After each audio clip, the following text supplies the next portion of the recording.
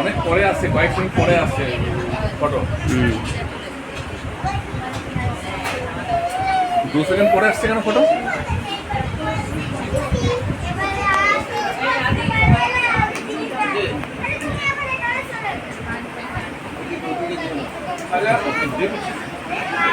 সবাইকে নমস্কার।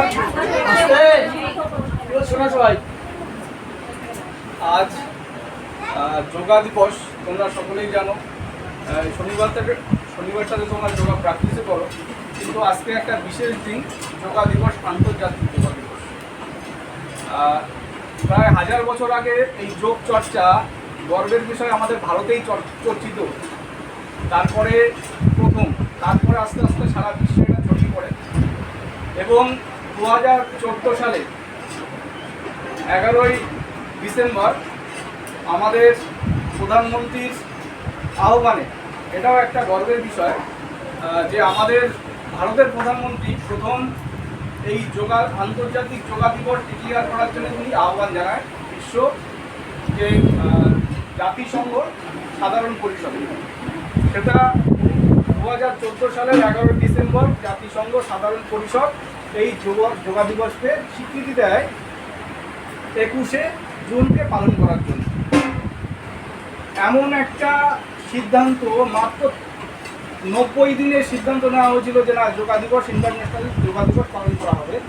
কেননা যখন আমাদের প্রধানমন্ত্রী মাননীয় শ্রী নরেন্দ্র মোদী এটা আহ্বান জানান, 177টা দেশ তখন তাকে সমর্থন করে, যার জন্য মাত্র 90 দিনে এই ডিসিশনটা হয়। এই যোগা একটা আত্মশুদ্ধির একটা মাধ্যম। যোগায় শুধু শরীরচর্চা না হয় না, শরীরচর্চার সাথে মন, তার শারীরিক এবং আত্মার সংযোগ ঘটে। প্রত্যেক বছর এই যোগার একটা থিম ডিক্লেয়ার করা হয়, যেটা হচ্ছে মিনিস্ট্রি অফ আয়ুষ দপ্তর সেটা ডিক্লেয়ার করে, যেটা নিয়ে এতক্ষণ ধরে আমাদের দেরি হলো।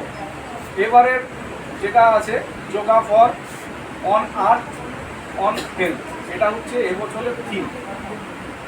তো আমরা শুরু করব। যোগা শুধু বাচ্চাদের জন্য না, যোগা আমাদের প্রত্যেকের করা উচিত শরীর মন সুস্থ থাকার জন্য এবং ডিসিপ্লিন ওয়েতে থাকার জন্য যোগা চর্চা করার দরকার। নিয়মিত অন্তত পক্ষে 20 মিনিট যোগা চর্চা করা উচিত। এটা মানে ডাক্তারি যে আয়ুষ দপ্তর সেখান থেকে বলছে।